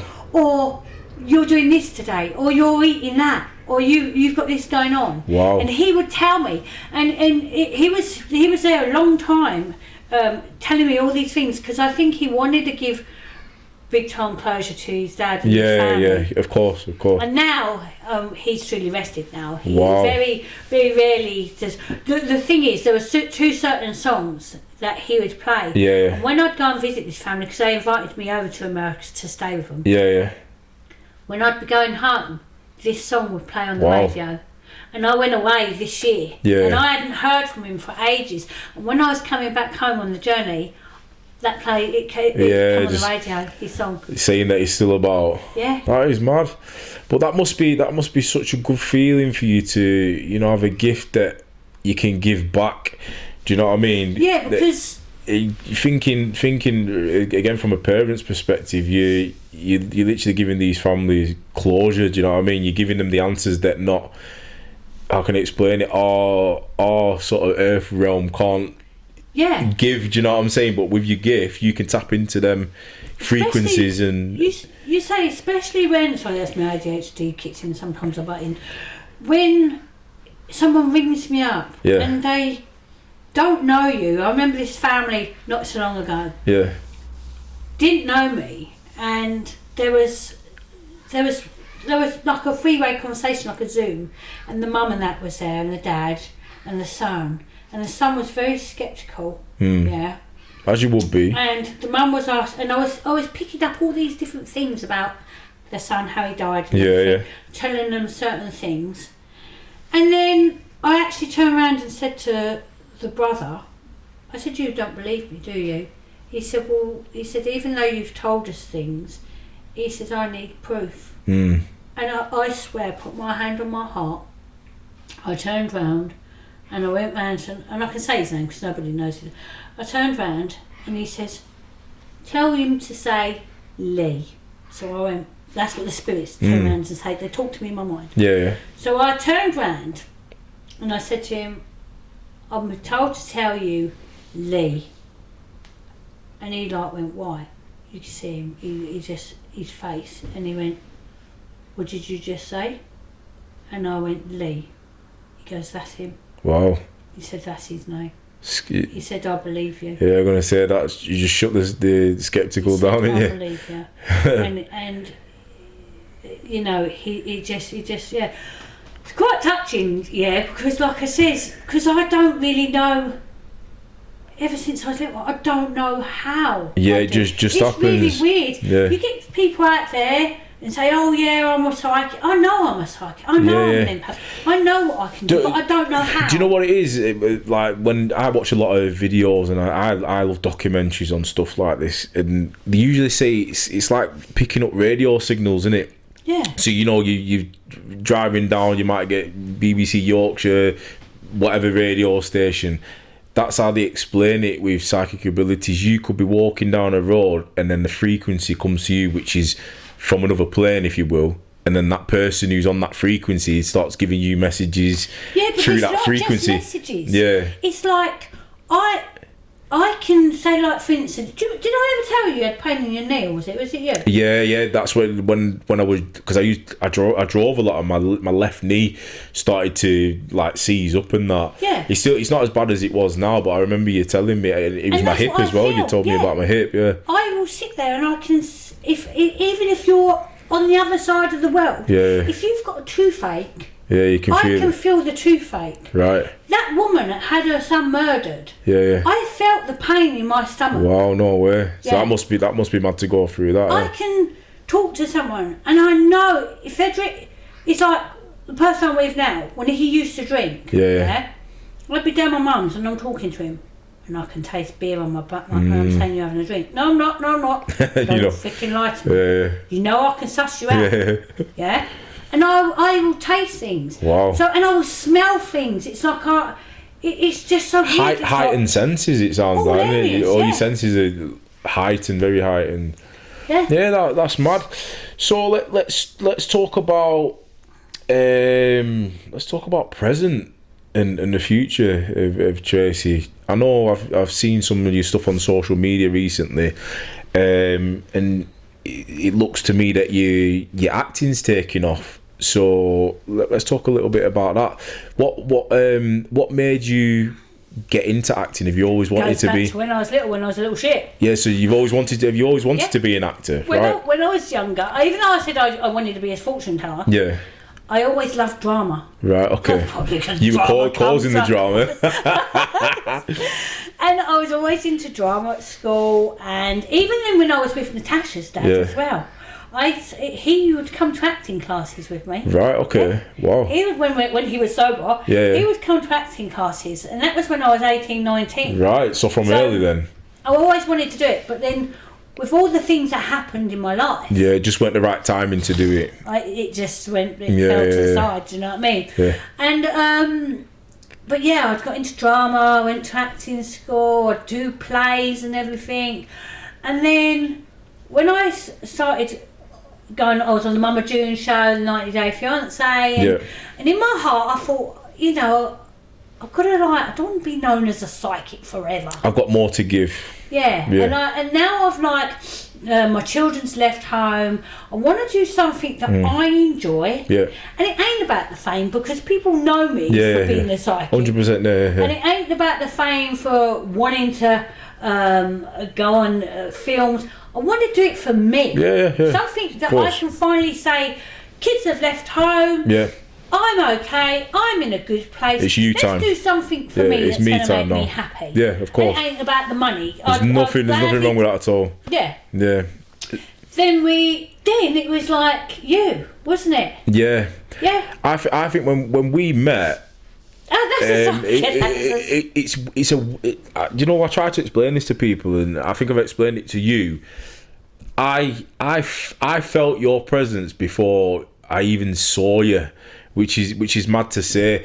And I've always known. I'm not saying that I've got a gift or I'm psychic or anything like that, but I'm very in tune with energies. For example, I could go out, and I've done this loads of times. I've been out with my friends, and I get this feeling, right, Tyson, you need to go. I leave, and 10 minutes later, someone gets stabbed, someone gets shot. Shit happens. Yeah. And it's like my body tells me. Intuition. And I don't know whether that's my military training. Sometimes you can read rooms, and you can read like sort of an energy. You think something's going to go off here, right? It's time to move, get off. And you get off. But I've always had that feeling of reading people and energy. So, for example, I could meet someone, I think he's a bad person. He's not even said anything to me. I never spoke to him. They've not looked at me. I think he's a bad person, and I don't think I'll get on with that person. And then other people, I sound as though I say, yeah, right. No, I'm not a judge. I'm not a judgmental person. I can talk to him. Yeah, I'll say hello, be nice to him. But then a couple of weeks later, they'll do some shit, and I'll think, my intuition was bang on, and that's why I kept my distance. And I'll say to the people, I fucking said something. I told you, didn't I? And they'll be like, yeah, you was right. Like every time. So going back to when we met, I didn't see you, but I felt this energy around me. And then I turned around, and you were there. You were just right outside. Because I remember. I mean, we got a part. I played an extra in the Rise of the Foot Soldiers. Yeah. And so when I got to even though it's only a tiny bit, but I got to go to the premiere, and I mean, what was it? Yeah. Yeah, it was Foot Soldiers, and I saw you. Yeah, it was Vengeance, wasn't it? Yeah. It was Foot Soldiers Vengeance, and I saw you, and I come running up to you like, hi. Yeah, and it was the funniest thing is, not like I said to you on the phone. Normally, when anybody comes up to me like that, and I'd show manners. Obviously, I wouldn't just pie you off. I'd be like, yeah, you're all right. But if you get a little bit like on top, I'll be like, fucking hell, like this is too much. And I'll just make an exit in a nice way. Do you know what I'm saying? All right, nice to meet you. And I walk off and be like, who the fuck was that? Do you know what I mean? Yeah. But it's crazy that when you spoke to me, I felt like I'd known you for ages. It was such a different energy to what I normally pick up with people. Do you know what I mean? And you started to, do you remember me? And are you such and such? I said, no, I'm not him. I said, but I can see. I think I remember the person you talking to. I kind of look like the person that you're on about, but I'm not him. And he actually wears similar hats because I had the ball out on dinner. And I said, yeah, you're probably on about this guy from, I think it was the second Rise of the Foot Soldier. And I was going, no, it's and you. He's like, no, it's you. You thought I was probably lying, but I'm like, no, it's definitely not me. My name's Tyson, blah, blah, blah. And then we just started talking, and I think for the rest of the night, we was with each other, weren't we? Yeah, and we stood next to each other. I think Natasha was with us at the in the club and that, and we just sort of hit it off, didn't we? We gelled, and it was just mad. Like I said, it just felt like, you know, when you haven't seen a friend for such a long time, and it's one of them friends who you like pick up from where you left off. That's what it felt like. It felt like it could have gone like, oh fucking hell, Tracy, I've not seen you in 10 years. How are you doing? Let's go to the bar. As if we just knew each other. Yeah. And you know, it was good. And like I said, I'm a good reader of energies. And for me, when we started talking, I thought, wow, you know what? This is definitely a person I can get on with. And obviously, you know, we've done other stuff, and now we are. That's what sat we did. here. That's do you know what what I mean? You said to me. You was doing a film on mental health. Mental health for men. For men and that, and then you said, "Do I want to be the therapist?" Yeah, and you got the part, smashed it as well, and here we are. You know, I'm sat at your home. Yeah, triggered. So let's go. Let's touch on your acting. So you did short film, Triggered. Foot Soldiers, just extras. Yeah, you were doing some support artist work, weren't you, on a few films. Which is extra support artist is a professional term. People don't like to use the word extras because it's like fucking just extras, you know. Support artist is the correct term to use, or essays. So you was a support artist on a few big films as well, weren't they? They weren't small films; they were big films. And recently you got Well, it would be it'd be your second speaking role. Triggered with your first speaking role, weren't it? So Triggered was my first speaking role. Then I've done Mr. Hyde. Yeah, You did what? So you had a speaking part in that as well. Yeah, I was Crystal behind the bar. Nice one. That's to come out. So that's where the that was. I thought that was already released. I'm sure I've seen them. Did they not do a premiere? They haven't done it yet. No, the premiere's coming up. Right. I must have seen them advertising. There's other people going to the National Television Awards. Right. Okay. And everything, but. Yeah, there was Bermondsey Tales. Yeah, Bermondsey Tales. Was that a support artist role or was that speaking as well? That was support artist. I'll tell you what. I'm in a new film. Which is done by Bermondsey Tales was done by Mark. Yeah, I've seen that one. Yeah, with Frank Harper, right? Is that the film that you're talking about? He wasn't in Bermondsey. Yeah, he was in Bermondsey's house. Yeah, of course. He was. He was in that as well. He was a robber. Yeah. I thought so. I thought about imagining it like. But both of them guys, are absolutely amazing. I'll tell you what, and what I do like about Michael, and I do like about Frank, they're so down to earth. I was just gonna say, you know what? Really nice I've spoke to Mike, not face to face, via direct message. I've spoke to him, like I've commented on something, and I think I was supposed to go to Bermondsey Tale, but something come up. Yeah, I remember that. I told you. Yeah, but something come up. I can't remember what it was. Something happened at home, and I couldn't make it. But the conversations that I did have, and from other people who spoke to him, said that he's such a normal guy. Yeah, he is. You know what I mean? I think he doesn't realise what position he's in now, because he's doing a lot of big things. And I said that to him. But he just it's not a bad thing for people to stay grounded. Yeah. But he just seems to be a very grounded and very normal guy, which is nice, especially in the industry, because you get people that are in a position who don't want to help people. Not that I'm saying that he's a person to get help, but he just seems like a person who would help if he can. Do you know what I'm saying? And he seems like a genuine, nice bloke. So that's from my experience and other friends who have spoke to him's experience. He's like, I don't know, my psychic intuition. When I saw the last heist, I don't know if you've seen it. Yeah, I was a support artist in the last heist, but it didn't. I played a bouncer in the club, but they cut it out. Oh. Yeah. But that was the ending of that film. Yeah. Right up my street. Yeah. Of course. So I was like, whoa, yeah, I really like this. And from when I first met him, like how I can sense somebody like you do. Yeah. I knew he will make it big. Yeah, 100%. And I actually said that to him. I said, Michael, you're going to make it big. I said, I'm telling you that now. I said, I feel it here. Yeah. And I said, and sometimes he puts himself down. I said, don't put yourself down. Yeah. So then I had a few things go on. That's the parrot. I had a few letdowns in films, but he came back to me and he said, me and Frank would like you to have a part word. He is a man of his word. We'd like you to be in this film, and we want you to play Frank's wife, Lisa. So for those that don't know Frank Harper, you probably know him when you see him. He was in Lock, Stock, weren't he? Lock, Stock and Two Smoking Barrels, Football Factory.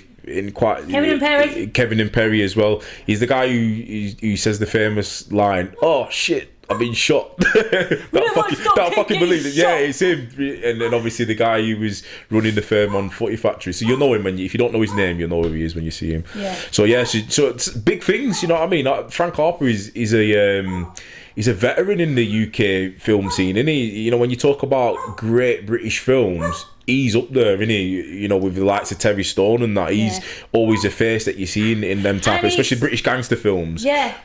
Both Michael and Frank, when I was working with them, they work on a really professional level, and they are good. Serious, and yet then when the camera's shut down, they back to normality. That's the best way to be.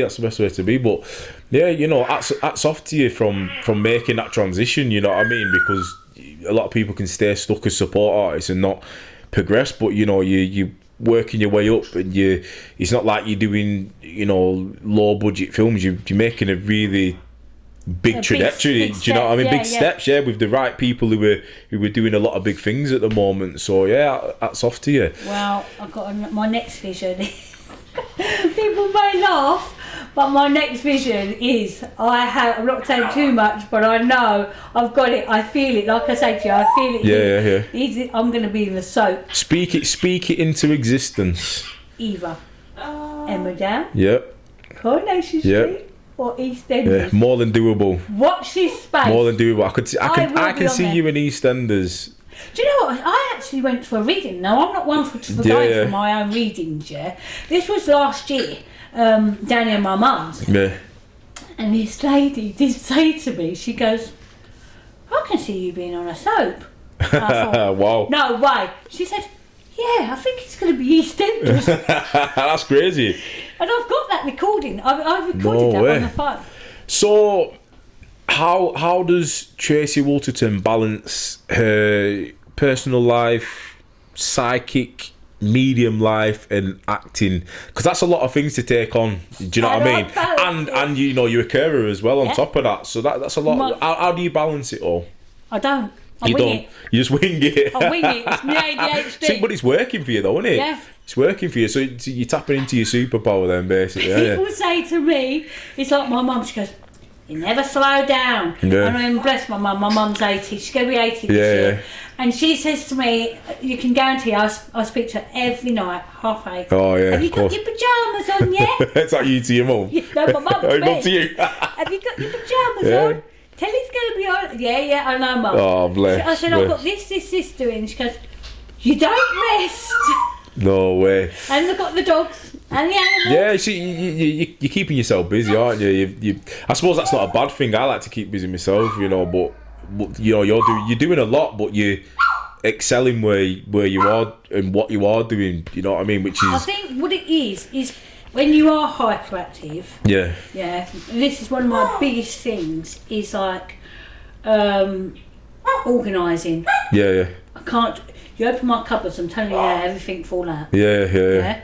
It's like, and what I have learned, and I'm 55 now. What I have learned is over the years where I've trapped up all stuff, because where I'd been for all this abuse and everything, I've got a whole lot full of junk. And that, and I've actually been gradually going through it. And what is really hard with someone with ADHD and that is organising stuff. Right. You have so many. Say like for instance, there's about 5 tasks. I will start the 1, I'll start the 2, I'll start the 3, I'll start the 4, I'll start the 5. At the end of the day, nothing's done. Yeah, so you just done because I just give in and a bit of everything else. But that's what ADHD is. That you become sidetracked, don't you? Easily distracted, so you can start. And then you're doing nothing. Yeah, focused on something, and then you might hear something, and then you might be watching, and then go to clean something, and then you stop cleaning because the door knocks, and then you go, And how I've sat down here for this past. I'm gonna say, do you know what? We're on an hour and 45. So and I've been good. Yeah, you have. It's like, have you ever seen what's the film? Is it Mean Machine with Jason Statham when he's like, you're on about it's not Mean Machine. It's Mean Machine when he's locked up in the jail. Oh yeah. I was thinking of Crank when he gets electrocuted. No, it's when he's locked up in the jail. Yeah. What was it? Was it the monk he plays? The monk. Yeah, the monk. I love that film. Yeah, class film. So what are the hopes and the plans and the future? What does the future hold for Tracey? Have you got anything?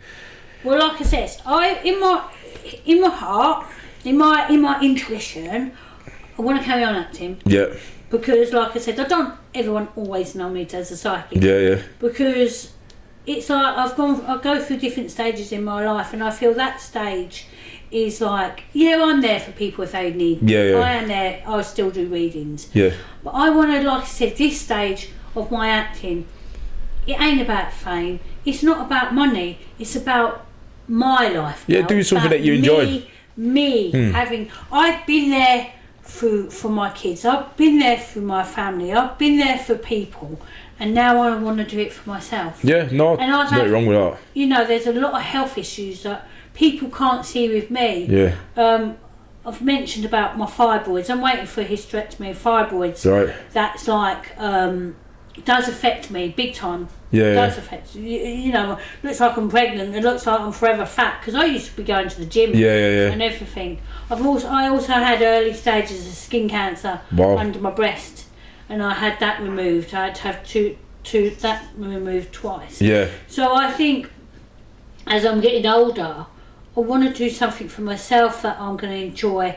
And and it's going to make me happy. Yeah, of course, and that should be number one priority over anything. To be fair, Tracy. So my health, my happiness. I'm still like my mum's 80. My mum and my kids, you know, they are my priority as well. So I do have to focus. Daughter, Natasha, where she's concerned, she's very clever. She's got her head screwed on. Yeah. She's a little entrepreneur, and I'm proud of her. But we'll always need the parents, though. They might not say. They might not say it, but you know what I mean. My son, he's like I say, from where he's come to, and my daughter, from where my son's come to what he has now. He's doing really well for himself. He's trying to make it for himself. And I'm really proud. I'm proud of both. And he actually got a part as a police officer, didn't he, when it films? Yeah, that's good because I remember you saying that he weren't. He was there, weren't he? And then they said, "Oh, we need a police officer," and he said, "I'll do it," and then straight into it. Like, come on, Luke, come down. That's it. That is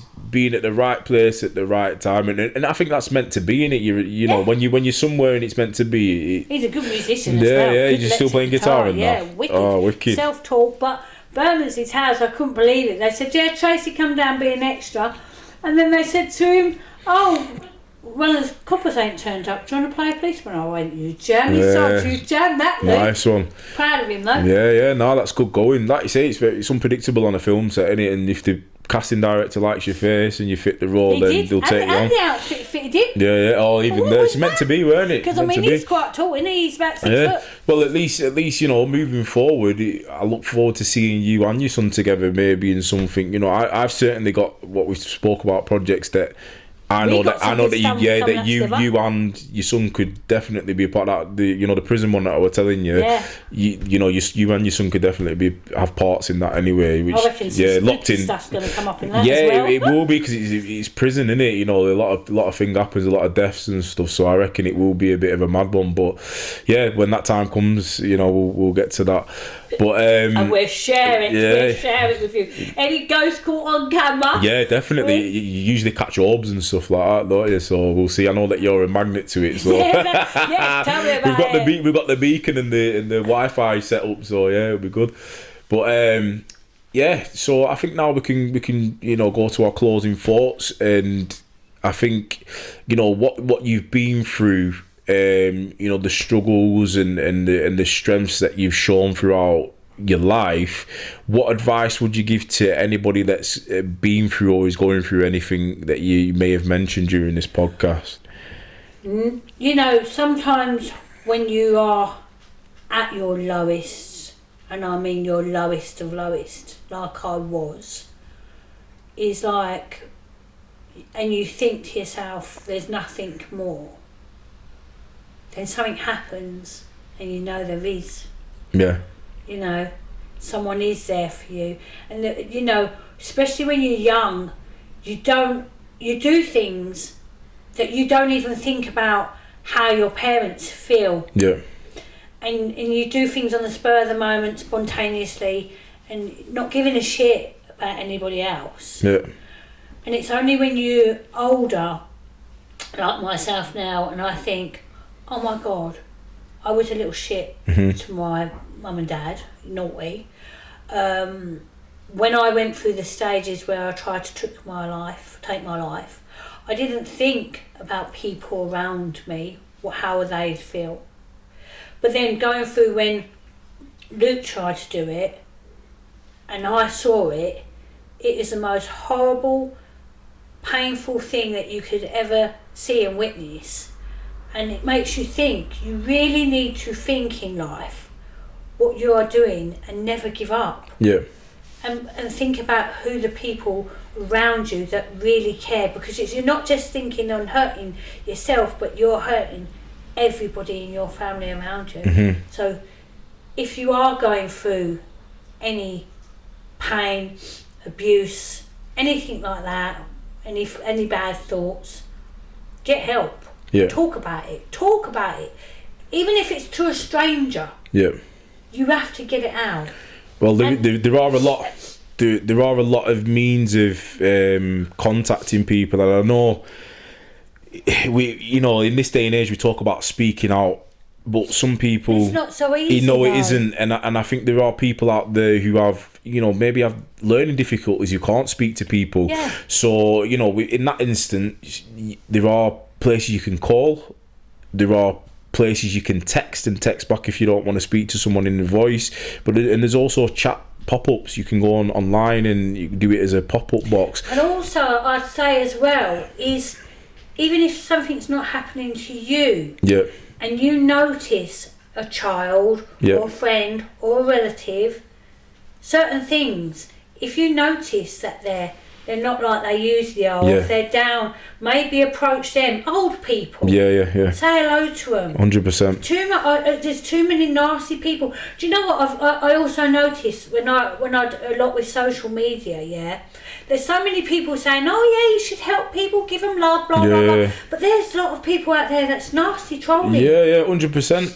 They're the first people to judge people for not doing something, but when it comes down to it, where they have to step up and do that thing what they moaning about people not doing, they don't do it. Do you know what I mean? I see it so much on social media where, for example, there's people that I've got on my Facebook who say, I've got mental health, blah blah blah, I'm going through this shit. They openly talk about it, yeah, but then on another fucking post a week later they'll be slagging someone off about doing a certain thing, and I'm boasting about what they got. Yeah, and I'm thinking, right, so that's hypocritical. Why are you fucking, you can't say that a person's like this and this type of person, but then be the same person, or contradict what you're saying.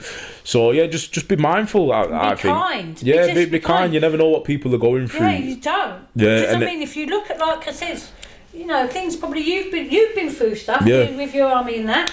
Do you know, it's like you don't really know what that person's been through. 1,000,000%. That you look at them and you think, oh yeah, they're happy, they're laughing, they're bubbly, they got this, they got that.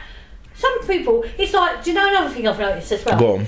A lot of people, like when they're on social media and they flash off their big pictures, their holidays, their cars. Some people just take photographs of standing next to a big car or pretending, and they're not living that life, are they? No, they're wanting that life. They're believing it, and it's good to manifest. 100%. Yeah, 100%. But to a certain extent, it could be a lie, and they're unhappy inside, and you'd never know. Yeah, I strongly agree with that. I think material stuff doesn't make you happy, especially if your mind is not happy. You understand that it starts with your thoughts and your feelings. If you're not feeling happy and your head's up your ass, buying a fucking lying to yourself.